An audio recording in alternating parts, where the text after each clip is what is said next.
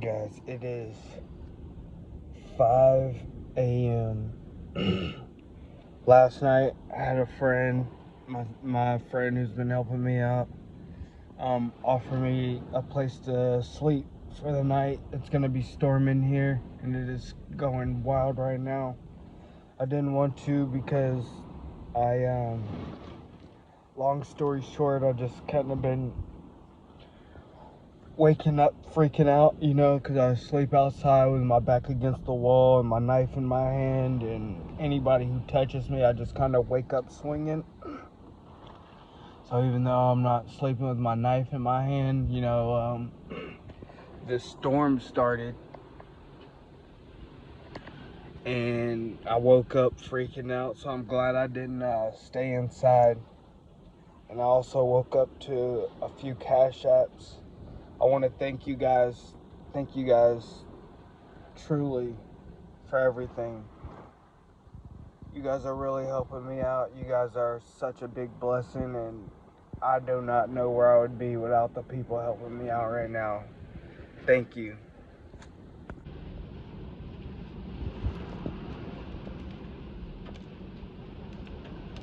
It's gonna knock the lights out.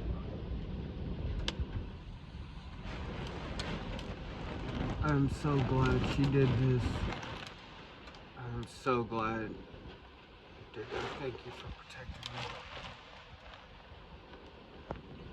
me. God, please don't let it pick up this car. Please don't let it pick up this car. Oh my God. Oh my goodness, what are those flashes? Guys, so lightning keeps striking this transformer behind me. It just knocked out all the power. Hopefully, oh shit. It came back on, so I know it's gonna happen again. But it looks like, oh my goodness. Fuck. Oh my God, the wildest shit just happened. I'm trying to see if I can get it on camera, because when it was happening, it was freaking me out so bad. Lightning kept striking something behind me, and it was flashing red and blue, red and blue. The next thing you know, all the power went out, and then it kept just flashing. So it looks like there was maybe a bit of a tornado, and that's what all that commotion was. Wow, a tornado hit, and I was right in the middle of it, y'all. I was outside.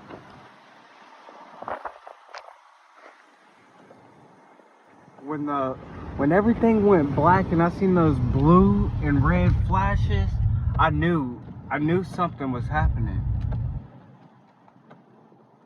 Thank you, God. God woke me up just in time. God woke me up just in time. Okay, y'all, so we just left the Family Dollar. Thanks to the Cash Appers, I was able to get some better toothpaste. So you guys can't make fun of my yellow teeth anymore, because I've been using that whatever they hand out at the homeless shelter. Went to Arby's. I was able to get some food. I was also able, here, let's get into the shade. Wow, that tornado last night, man, it really did some damage. Okay, at Salvation Army, every single day at like 6 in the morning and at noon, and sometimes in the evening around 4 or 5, they have these things called sack lunches. But basically, it is only a sandwich and an orange. So I went to Arby's. I got the 2 for $5 chicken wraps, which I can go warm up, and this can last me for at least a whole day. Just to have something warm, like some warm food. Oh my goodness, thank you guys for that. I was able to get some soap, and I was also able to get some toothpaste, some better toothpaste, and I was also able to get a new toothbrush, which I haven't been able to get. So I do thank you guys so much for that. They're like, you guys don't understand how long it's been since I had a warm meal and some actual toothpaste that will actually whiten my teeth. So thank you guys for that. Once again, I can't say it enough. Thank you to all the people who cash apped me. So in today's video, I kind of wanted to go over a question I've been getting asked a lot. Hey, because of your hand, why don't you get disability? Okay, so to answer the question, why don't I get disability? Well, as you could tell from these clips here. Look, y'all. People think I'm lying about being physically disabled, and no lawyer wants to take my case because I keep getting denied.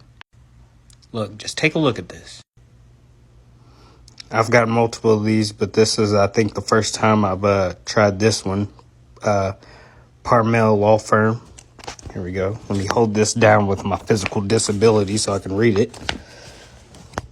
Thank you for expressing your interest in our firm regarding your representation of your social disability claim. After speaking with you and investigating the matter, Parmley or whatever has decided not to represent you in this matter. In declining to represent you, please understand that Parmley Law Firm is not expressing any opinion concerning the merits of your claim. That I've tried getting disability. I've tried getting a lawyer to represent me, and it just, as you could tell, they just say, hey, without a real answer, we're not going to be able to take your case. And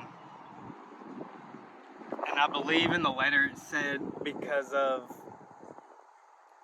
for reasons which we're not willing to talk about or something. I'm gonna have to replay the video and put it in here. But guys, look, I've been studying what does the government who or what makes somebody a disabled person in the eyes of the government. Check out what I found out. So this is what I found so far. The only issue is why I can't get any further than this, because I don't know how they are going to combat this. You know what I mean? And so this is where I hope you guys can maybe help me out more. The ADA defines a disability as a physical or mental impairment that substantially limits one or more life activities, even if it's a history or a record of impairment, or if perceived by others as having such impairment. Wouldn't you say that this is such impairment in which they are talking about? And now if you see here, it says, or if perceived by others of having such impairment, which means if my fingers grew back and yet I had a witness to go to court and say, well, he did have one hand, that's what that means. They would still have to approve me for disability. So that right there, the government is 0 for 1. The Social Security Administration is 0 for 1. Let's go to Title II. Title II states that regardless of government entity size or receipt of federal funding, it is required that state and local give people with disabilities an equal opportunity to benefit from all programs, services, and activities. See, subsection 551 provides APA, the Administrative Procedure Act. In addition to setting forth rule-making procedures, the APA addresses other agency actions which provide standards for judicial review if a person has been adversely affected or aggrieved by an agency action. And affecting somebody adversely, there is a whole procedure that I have found right here in the law. Why has it not been put to use? See, this country is so messed up. A judge studies the law for over a decade before he's able to get behind that stand. How it should work is when I go into a courtroom, he should be telling me, hey, according to the ADA, you qualify as a disabled person. According to Title II, you should have been approved. And according to Title III, or according to the 5 USC subsection 551, this should have been reviewed in court a long time ago. That's what the judge should be telling me. But the way this country works, I have to fight my way into a courtroom.